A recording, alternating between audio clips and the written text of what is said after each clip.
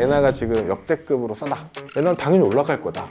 이렇게 믿고 있는 거예요. 이게 가장 큰 위험이라고 저는 생각해요. 통장에 돈이 있으면 안 돼요. 주거래은행 앱을 딱 열었는데 잔고가 있잖아요. 그럼 무조건 쓰게 돼요. IRP 계좌는 연금저축이랑 해서 무조건 가지고 있어야 돼요. 집은 대출을 받아서 사는 거예요. 근데 은행한테 돈 빌렸잖아요. 근데 그 IRP 돈 얼마나 있다고 그걸 깨세요? 깨지 마세요. 국내에 상장되어 있는 배당 ETF를 전수 조사를 해봤어요. 결론부터 얘기를 드리면, 네, 안녕하세요, 반갑습니다. 저는 김성일 작가라고 하고요. 저는 재테크 책을 한 8권 정도 쓰기도 하고 번역도 했어요. 근데 주로 자산 배분 투자에 대해서 많이 다루고 있고요. 현재는 투자 자문사에서 연금 투자 연구소 소장으로 일을 하고 있습니다. 일본에 상장되어 있는 미국 장기국채 ETF가 있어요. 여기에 우리나라 사람들이 5천억 넘게 투자를 했대요. 엔화가 상승하면 돈을 벌고, 그리고 미국 국채 금리가 떨어지면 국채 가격이 상승하거든요. 국채 가격 상승, 엔화 상승에 동시에 베팅하는 상품이에요. 이 ETF를 제가 얼마 전에 조사를 해보니까 시가총액이 1조 2천억 정도밖에 안 돼요. 그럼 절반이 우리나라 사람들이 넣은 돈이에요. 그 사람들이 그거에 투자하는 이유는 두 가지인데, 하나는 엔화가 지금 역대급으로 싸다. 엔화는 당연히 올라갈 거다. 이렇게 믿고 있는 거예요. 근데 이게 가장 큰 위험이라고 저는 생각해요. 왜냐하면 이제 사람들이 보는 거, 그리고 사람들이 접할 수 있는 기사, 전문가의 분석, 이런 게 뭐냐면 엔화의 최근 3년, 최근 5년을 보여줘요. 엔화가 1,000원, 1,100원대에서 900원 찍고 지금 800원 찍고 막 이랬지 않냐. 당연히 1,000원대로 올라갈 거다. 라고 이제 이런 분석을 보시면 당연하지, 당연하겠네. 내가 3년 전에 일본 갈 때는 돈 무지하게 많이 들었는데 지금 환율이 떨어져가지고 엄청 좋아. 이런 식으로 이제 판단을 하시는데, 이 경험적 증거잖아요. 내가 경험하지 못했던 시간들도 한번 찾아봐야 되거든요. 원화 대비 엔화 환율의 과거 추이를 다 찾아봤어요. 1980년대부터 있는데 쭉 올라가다가 1,000원이 됐고 한 800원 정도로 떨어졌다가 2008년 금융위기 때 한 1,500원 확 튀었다가 어느 정도 유지되다가 다시 훅 떨어진 거예요. 훅 떨어져서 지금 1,000원대로 이제 가고 있었던 건데, 시장이 어떻게 될지 아냐. 환율이 제일 어렵거든요, 환율이. 예를 들어서 국가 경쟁력이 굉장히 좋아졌어요. 그러면 원화 가치가 더 올라가겠죠. 네, 원화 가치가 올라간다는 건 엔화 환율이 떨어진다는 뜻이에요. 자, 근데 반대로 한번 생각해 볼게요. 예를 들어서 우리나라에 국제적인 리스크가 생겼다. 혹은 그 반대로 일본이 갑자기 뭘 되게 잘했다. 이렇게 되면 거꾸로 환율이 반대로 가는 거예요. 근데 핵심은 뭐냐면 미래에 앞으로의 경제 환경이 어떻게 될지는 아무도 모른다. 엔화를 바꾸신, 엔화 투자하신 분들의 예상처럼 환율이 무조건 올라가는 게 아니라 떨어질 수도 있어요. 그러면 환율은 100원, 200원 그냥 떨어질 수 있거든요. 보신 것처럼 수익률이 10%, 20% 그냥 날아가는 거예요. 그럼 미국 국채가 올라서 돈 벌어도 환율 떨어지는 걸 커버를 못 해요. 결국은 손실 나는 거죠. 근데 장기적으로 보면 엔화가 제 값을 찾아갈 거 아니냐라고 얘기하시는 분들도 있을 거예요. 자, 근데 그때까지 못 기다려요. 대부분의 투자자 분들이 이게 3년 후에 올 수도 있고 5년 후에 올 수도 있는데 그때까지 못 기다려요. 내 계좌에서 일단 마이너스 10%, 20% 찍혔잖아요. 그럼 일단 잠이 안 오고, 그러면 장기 투자가 안 돼요. 그리고 예전에 내가 봤던 유튜버, 지금 엔화 싸니까 사라 라고 했던 그 사람들이 어느 순간 안 나와요. 자기 예측이 틀렸잖아요. 그럼 방송에서 안 불러주거든요. 그래서 이런 방향성 투자를 저는 굉장히 안 좋아해요. 살 때 딱 하나만 생각을 하자. 반대로 가면 그만큼 손실 나는 거라는 것 좀 알고 계시면 좋겠고, 궁금하시면 제 채널에 제가 분석 영상 올려놨으니까 보시는 것도 도움이 되지 않을까 싶습니다.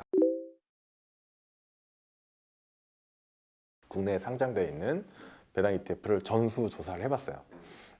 결론부터 얘기를 드리면, 배당 받는 거랑 ETF 가격이 오르는 거, 이게 배당 수익, 매매 차익이죠.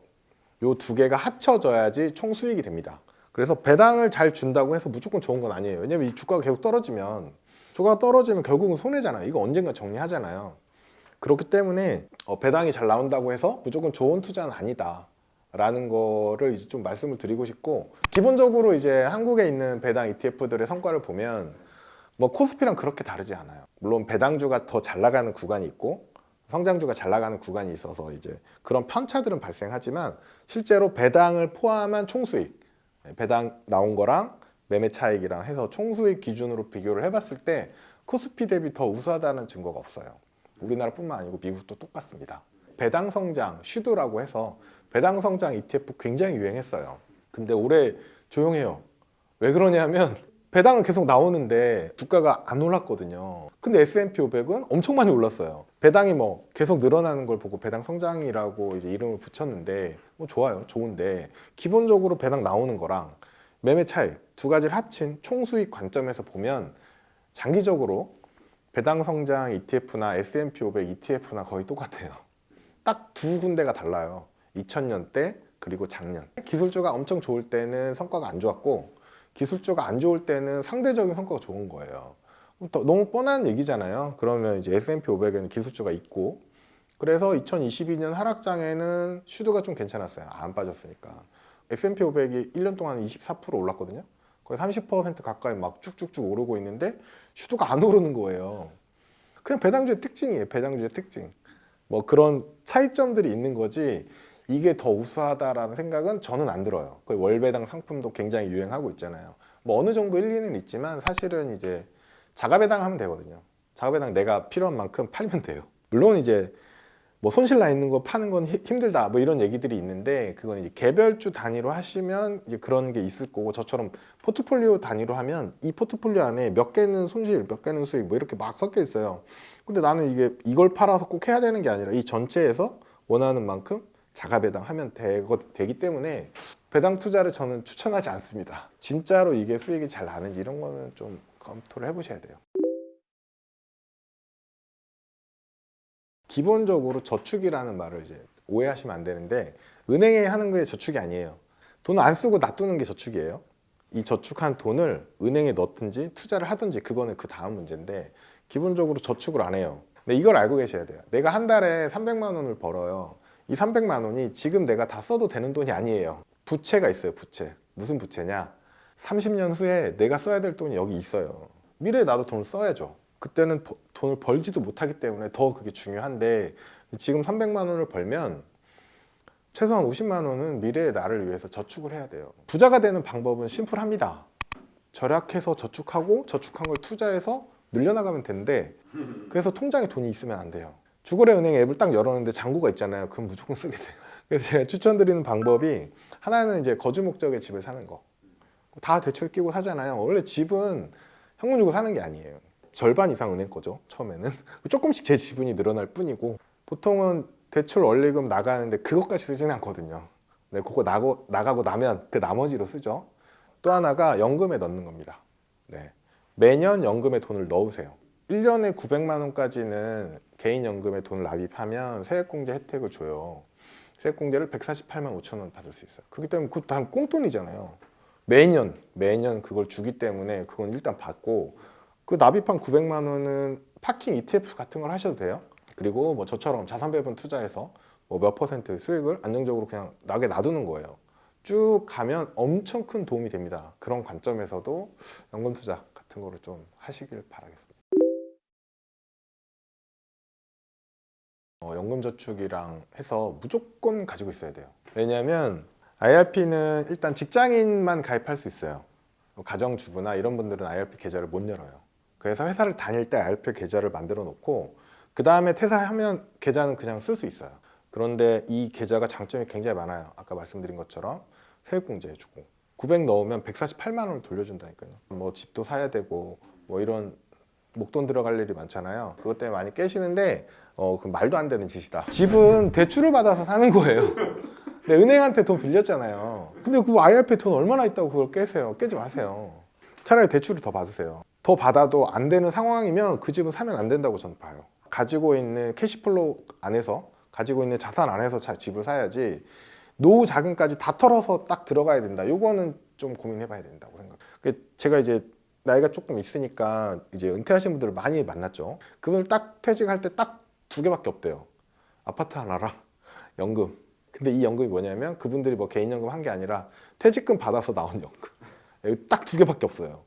그럼 노후 생활비 뭘로 해요? 집 못 팔아요. 왜냐면 그때 애들이 뭐 대학생이거나 아직 출가를 안 했어. 그래서 집 못 팔아요. 그러다가 이제 퇴직금 받은 2, 3억을 엉뚱하게 상가 투자하거나 뭐 사업한다고 훅 넣었다가 이제 훅 날려먹고 이런 게 너무 많거든요.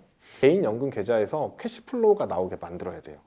근데 국민연금 지금 믿을 수가 없잖아요. 어쨌거나 개인의 입장에서는 내 건 내가 알아서 만들어 놔야죠. 사람들이 왜 노후 준비를 안 하냐면 남의 일이라고 생각해요. 실제로 노후에 대한 생각을 할 때 잘 모르는 남을 생각할 때랑 같은 뇌 부위가 이제 반응을 한다고 해요. 제가 최근에 상담한 분 이런 질문을 했어요. 자기가 집 때문에 대출 받은 게 있고 대출을 빨리 갚고 싶다 자기는. 그래서 내년에 연금에 900만 원 납입해서 이거 뭐 세액공제 어쩌고 이걸 하는 게 낫냐 아니면 대출 갚는 게 낫냐 이거 질문하셨어요. 제가 이렇게 말씀드렸어요. 그분 금리가 몇 프로냐고 물어봤더니 5점 몇 %래요. 뭐 전체 금액은 더 크겠죠. 900만 원 갚으면 대출이자 5%를 안 내는 거예요. 네. 근데 900만 원을 개인연금에 넣잖아요. 그럼 148만 원 16.5% 돌려받아요. 돌려받은 걸로 이자를 내도 10%더 남잖아요. 굴리게 되면 수익이 또 발생하고 그런 기본적으로 16.5% 플러스 수익 여기는 5%. 근데 이거 이자를 내고도 남는다. 남을 도울 수 있는 게 굉장히 보람 있다는 걸 알게 됐어요. 책 쓰고 나서. 그래서 그런 일을 계속 해야겠다고 생각을 했고 사람 누구나 비교를 하게 되고 비교 때문에 행복하거나 불행한 게 이제 계속 번갈아서 생기잖아요. 굉장히 부자를 보면 상대적으로 이제 내가 가난하니까 좀 우울해지고 비교의 기준을 어제의 나로 두면 좋아요. 내일은 오늘의 나보다 좀 더 부자가 되어 있잖아요. 아니면 곤란하고요. 그래서 오늘의 나보다 내일 더 나은 사람, 더 부자인 내가 되면 그 방향성 굉장히 좋거든요. 그렇게 살면 부자가 될 수밖에 없어요. 근데 처음부터 뭐 이걸 바라보고 이 사람의 소비를 맞추고 싶고 뭐 이런 식으로 가면 굉장히 힘들거든요. 오늘의 나보다 좀 더 나은 내일의 내가 되는 걸 목표로 하면 뭐 그렇게 삶이 우울하지만은 않지 않나? 네, 괜찮다라고 생각이 듭니다. 네, 그렇게 한번 해보시면 좋을 것 같습니다. 감사합니다.